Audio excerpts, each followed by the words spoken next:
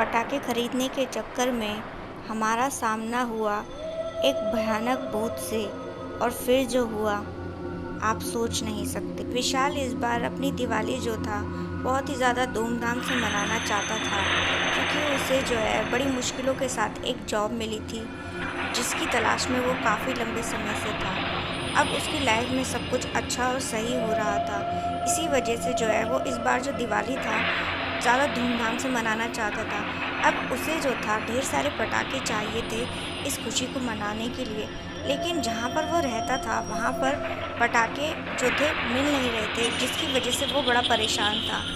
तो यहाँ पर जो था उसके दोस्त ने कहा, अरे यार तू मेरे साथ वहाँ चल, वहाँ पर जो है बहुत सारे पटाखे मिलेंगे। विशाल ने अपने दोस्त से कहा, वहाँ कहाँ, किस जगह की बात कर रहा है? तो यहाँ पर जो था विशाल के दोस्त ने एक मार्केट के बारे में बताया और कहा कि वहाँ पर रात 10 बजे के बाद जो है ये सारी चीज़ें मिलती हैं, तो क्यों नहीं हम वहाँ से चलकर लेते, बड़ा मज़ा आएगा। तो विशाल जो था उसे तो पटाखे लेने ही थे, तो अपने दोस्त की बात मान गया। तो ये दोनों जो थे, छोटी दिवाली का वक्त था और रात को जो है 10 बजे बाइक पर बैठकर जो है उस मार्केट में पहुँचे। तो देखा कि वहाँ पर जो है काफ़ी ज़्यादा अंधेरा था। ये देख विशाल ने कहा दोस्त से, यार यहाँ तो चारों तरफ अंधेरा है, मुझे तो कोई नज़र नहीं आ रहा। तभी अचानक से ही वो दोनों जो थे इधर उधर देखने लगे तो उन्हें एक काले कोट वाला आदमी दिखाई दिया। उस काले कोट वाले आदमी ने जो है उन्हें अपनी ओर आने का इशारा किया। ये दोनों जो थे बाइक को वहीं खड़ी करके जो है उसके आदमी के पीछे चल दिए। तो जब वो आदमी जो था उन्हें एक घर में लेके पहुंचा और देखा तो वहाँ पर चारों ओर पटाखे ही पटाखे रखे थे। उस कोट वाले आदमी ने इन दोनों से कहा, पटाखे चाहिए क्या? तो विशाल ने कहा, हाँ हाँ बताइए कितने रुपए का है? तो इस पर वो आदमी जो था वो हंसने लगा और बोलता, तो उस आदमी ने कहा, जितने पैसे तुम देना चाहो उतने दे देना, तुम्हें जो लेना है तुम ले सकते हो। विशाल को उस आदमी की बातें बड़ी अजीब लगी, भला ये आदमी इस तरीके की बातें क्यों कर रहा है। तो इसके बाद जो था वो आदमी उन्हें वहीं ठहरा कर जो था अंदर एक कमरे में चला गया। काफ़ी देर हुई वो लौटा नहीं। तो यहाँ पर विशाल ने कहा, यार ये आदमी कहाँ चला गया, हमें देर हो रही है घर जाने के लिए, अब क्या करें? तो इस पर जो था विशाल का दोस्त कहता है, अच्छा ठीक है मैं उसे आवाज़ लगाता हूँ। तो यहाँ पर उसके दोस्त ने उस आदमी को आवाज़ लगाई, लेकिन वो आदमी लौटा नहीं। यहाँ पर फिर ये दोनों जो थे उस कमरे में पहुँचे तो देखा कि वहाँ पर भी कोई नहीं है।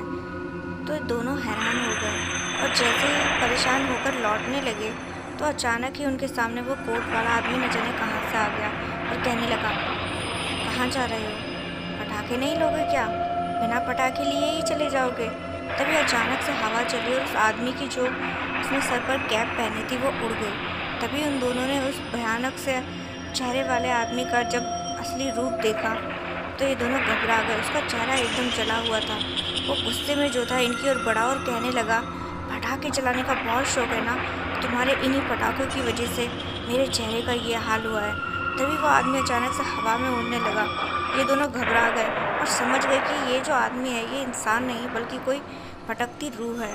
दोनों बड़े घबरा गए और ख़ुद को बचाने की कोशिशों में लग गए।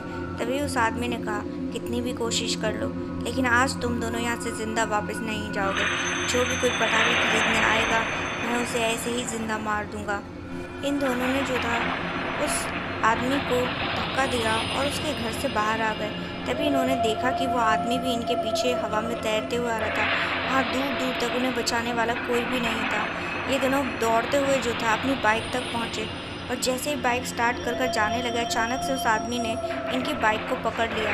तब जो है विशाल ने अपने मन ही मन जो था भगवान को याद करते हुए कहा कि आज हमें बचा लो, फिर कभी ऐसी मुसीबत में नहीं पड़ेंगे। तो इसके बाद जो था अचानक से ही वो आदमी कहीं गायब हो गया और ये दोनों जो थे बाइक को लेकर यहाँ से निकल गए। और जब घर पहुँचे और घर वालों ने इनकी हालत देख पूछा तो सबने जब ये बात जानी तो इन पर बहुत गुस्सा किया। तो विशाल ने अपने परिवार से कहा, मैं जानता हूँ मुझसे बहुत बड़ी गलती हुई है, लेकिन भगवान की कृपा से आज मैं यहाँ ज़िंदा खड़ा हूँ, मुझे इतना ही काफ़ी है। आज के बाद मैं कभी पटाखे लेने के लिए कहीं नहीं जाऊँगा, क्योंकि पटाखे फोड़ने से कोई ख़ास फ़ायदा नहीं है। और इस तरह जो था उन्होंने अगले दिन दिवाली धूमधाम से